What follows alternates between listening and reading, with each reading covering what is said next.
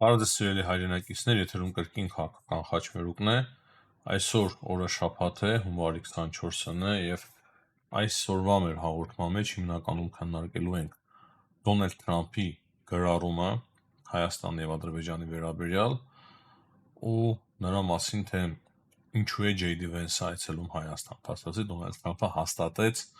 որ Ամերիկայի Միացյալ Նահանգների փոխնախագահ Ջեյ Դի Վենսը փետրվարին կայցելի Հայաստան։ Անպայման լայք եք, եթե բաժանորդագրված չեք, նաև բաժանորդագրվեք դնելով զանգակը, դա շատ կարևոր է մեր ալիքի տարածման համար, իսկ մեր ալիքը բնականաբար նաև ձեր ալիքն է, քանի որ մենք աշխատում ենք միայն ձեր համար։ Սկսենք Թրամփի կարևոր գրառումից, որից որ պարզ է դառնում, որ Ջեյ Դի Վենսը իրոք փետրվարին այցելելու է Հայաստան, բայց այստեղից պարզ է դառնում, որ նա կայցելի նաև Ադրբեջան։ Ես խոսում էի այն մասին, չգիտեմ հիշում եք թե չէ, որ Ջեյ Դի Վենսը կարող է նաև այցելել Ադրբեջան, եւ հիմա պարզ է դառնում, որ այդ այցը կկայանա եւ մենք նաև հասկանում ենք ավելի մանրամասն, թե հիմա ինչ են քննարկել Թրամփը եւ Ալիևը Դավոսում։ Չգիտեմ, թե Փաշինյանը ինչ է հասցրել քննարկել Թրամփի հետ, այդ տեսանյութը կար նստած կարճ քննարկման, բայց Թրամփը Հայաստանի շուրջ էլ գրել է իր ծրագրերից, ինչպես նաև Ադրբեջանի նախ նա շնորհակալություն է հայտնել, որ հրադադարը պահպանվում է եւ երկրները պահպանում են, ու ասել է, որ Ամերիկայի Միացյալ Նահանգները հիմա նաև ավելի են անելու, որպեսզի այդ խաղաղությունը ավելի շատ ամրապնդեն եւ տանեն դեպի համագործակցություն, խոսել է Թրիփի իրականացումը չափազանց կարևոր է եւ ահա այդ հարցը քննարկելու է Ջեյ Դի Վենսը Հայաստանում, բայց մենք հասկանում ենք, որ հիմնական կարևոր նպատակներից մեկը Ջեյ Դի Վենսի ըստ Թրամփի գրառման խաղաղ միջուկային համագործակցության ծրագրի շուրջ է եւ ահա այս առումով, որքան հասկանում եմ, Թրամփը քանի որ գրել է, պատրաստվում է շատ կարևոր փաստաթուղթ Հայաստանի եւ Ամերիկայի Միացյալ Նահանգների միջև խաղաղ միջուկային ծրագրերի համագործակցության շուրջ Հայաստանի եւ Ամերիկայի Միացյալ Նահանգների միջև։ Այնտեղ խոսվում է նաև կիսահաղորդիչների մասին, խոսվում է այն մասին, որ Ադրբեջանի հետ խորացնելու ամրապնդելու են ռազմավարական հարաբերություններ, այսինքն Ալիևը ձգտում է ունենալ շատ կարևոր փաստաթուղթ իրենց համար ռազմավարական հարաբերությունների Ամերիկայի Միացյալ Նահանգների հետ, փաստացի դա է ստանում Ալիևը եւ դրանից բացի ամենակարևորը իր համար ստանում է այն, որ Ամերիկայի Միացյալ Նահանգները պաշտպանական բնույթի զենք կարող է վաճառեն Ադրբեջանին, դրա մասին եւս ասում է Դոնալդ Թրամփը, եւ մենք հիմա ավելի լավ ենք հասկանում, թե ինչ է խնդրել Ալիևը Դավոսում Դոնալդ Թրամփից։ Հիմա Թրամփը փաստացի խոստացել է չեղարկել այդ պատժամիջոցը եւ Ադրբեջանի տրամադրել պաշտպանության համար այդ կատերները, որոնք որ Կասպից ծովի ադրբեջանական հատվածի պաշտպանության համար է, զրահաբաճկոններ եւ այլ տեսակի պաշտպանական ինչ որ զինատեսակներ, որի մասին կարծում եմ ավելի մանրամասն պարզ կդառնա։ Սա բնականաբար լավ չէ առաջին հայացքից մեզ համար, բայց ես չեմ կարծում, որ Ադրբեջանը այդ ամենը ձեռք է բերում Հայաստանից պաշտպանվելու համար, եթե խոսքը նաև Կասպից ծովի մասին է, ապա ավելի շատ սպառնալիքներ Ադրբեջանը տեսնում է, կարծում եմ, Ռուսաստանի կողմից եւ հենց Դոնալդ Թրամփին միանշանակ Ալիևը փորձել է համոզել, որ իրեն պետք է պաշտպանական զենք ամրապնդելու իր սուվերենությունը, ինքնիշխանությունը եւ պաշտպանվելու Ռուսաստանի դաշնությունից։ Ահա ես այդ կերպ եմ ընդհանուր առմամբ ընկալում կատարվածը, բնականաբար կարող ենք մենք սխալվել, բայց Ադրբեջանի հիմնականում այս պահին պաշտպանողական զենքը, ամերիկյան զենքը պետք է պաշտպանվելու համար Ռուսաստանի դաշնությունից։ Այն մեզ համար ռիսկեր առաջացնում է, թե չէ, պարզ է, որ միանշանակ առաջացնում է, բայց ես կարծում եմ, որ Ամերիկայի Միացյալ Նահանգների նման երկիրը նման զենք փոխանցելիս շատ կարևոր փաստաթուղթ են ստորագրել տալու Ադրբեջանին, որպեսզի որ այդ զենքը չի օգտագործվելու Հայաստանի դեմ, եւ նաեւ կարևոր է նշել կրկին, որ այն պաշտպանողական բնույթի է։ Իսկ ինչ վերաբերվում է մեր մասով ատոմային էներգիայի շուրջ ստորագրվելիք փաստաթղթին, հիշում ենք ամիսներ առաջ Պուտինը հայտարարում էր Փաշինյանի հետ հանդիպան ժամանակ, որ Ռուսաստանը ծրագրեր ունի ատոմ մակայանի հետ կապված, մենք այս Թրամփի հայտարարությունից տեսնում ենք, որ կարող է ոչ թե ռուսների հետ նման փաստաթուղթ ստորագրվի, այլ Ամերիկայի Միացյալ Նահանգների հետ։ Սա ուղղակի ենթադրություններ են, բայց նույն ժամանակ չեմ կարծում, որ Թրամփը անոնսավորեր մի բան, որը որ տեղի չի ունենա։ Մեկ բան է, շատ կարևոր է այստեղ։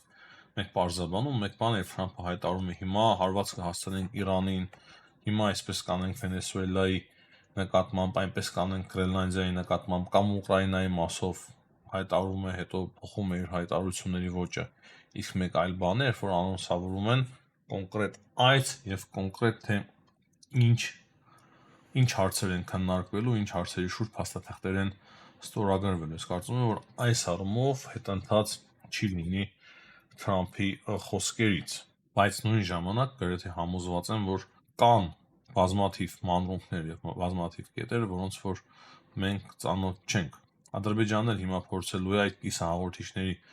ծրագիրը, գաղափարը մասամբ տեղափոխել Ադրբեջան, դրա վտանգներ կա, դրա մասով մենք պետք է շատ լուրջ աշխատանք տանենք։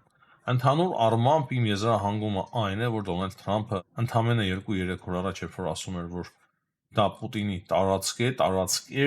ավելի շատ տարածք էր, քան տարածք է, անցյալ ժամանակով էր խոսում, հակառակ պարագայում, եթե դա Պուտինի տարածք է, ինչպես է Ամերիկայի Միացյալ Նահանգները թրիփի մեջ մեծ ներդրումներ անում, 75%-ը պահելով իրեն, դրանից բացի ինչպես է հիմա ատոմային էներգետիկայի մեջ ներդրումներ անելու կամ նույն ժամանակ Ադրբեջանին տրամադրելու պաշտպանողական զինատեսակներ։ Եթե Հարավային Կովկասը ինքը համարում է ռուսական տարածք, միանշանակ նման քայլերի չէր դիմելու։ Սա առաջինը։ Իսկ երկրորդը այն է, որ հիմա Իրանի շուրջ մեծ լուրջ իրադարձություններ են սպասվում եւ մենք հասկանում ենք, որ Թրամփի համար ոչ միայն թրիփն է կարևոր, այլ նաեւ հյուսիս-հարավ ծրագիրն է կարևոր։ Եվ եթե Իրանում պրո-ամերիկյան իշխանություն չհաստատվի,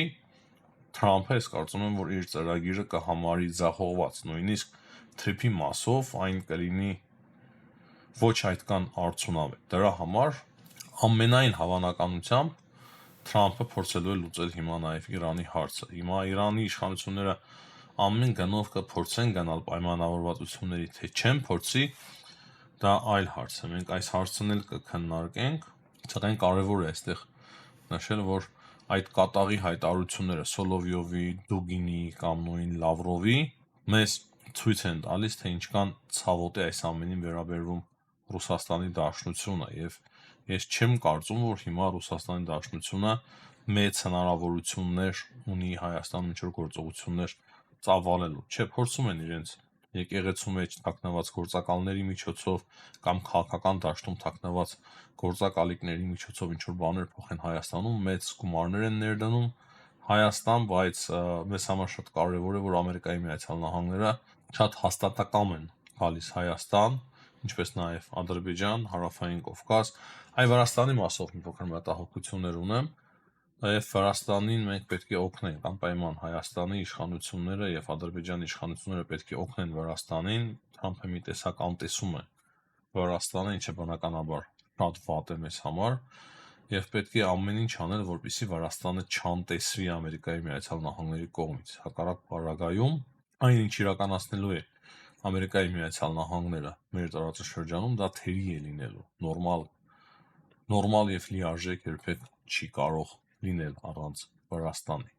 Իսկ Վրաստանը միանշանակ իր հարցերից եւ խնդիրներից Ռուսաստանի հետ չի հրաժարվել։ Հիշեցնեմ, Վրաստանի տարածքները օկուպացված են Ռուսաստանի կողմից եւ չի կարող մեկը իշխանության մեջ բարձրանալ եւ ասել, որ տարածքները չի օկուպացված, արիք Ռուսաստանի հետ դիվանագիտական հարաբերություններ հաստատենք, ամեն ինչ նորմալ է, նման բան չկա։ Կային որոշ հարցեր եւ խնդիրներ Ամերիկայի Միացյալ Նահանգների նախորդ վարչակազմի հետ,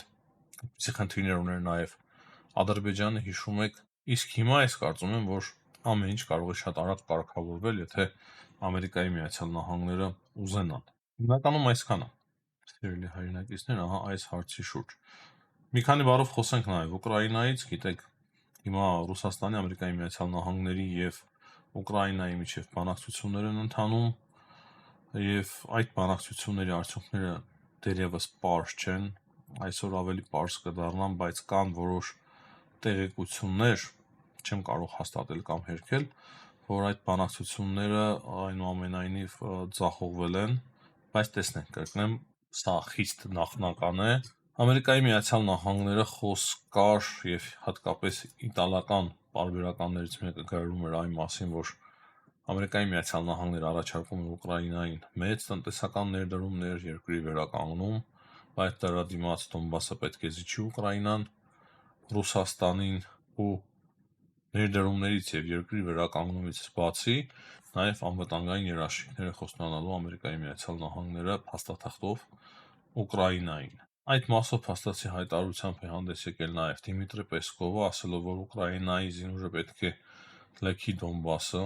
ու դա ռուսական կողմի կարևոր պայման է։ Հարվածությունը Կանադայի եւ Ամերիկայի Միացյալ Նահանգների միջև շարունակվում է։ Կանադայի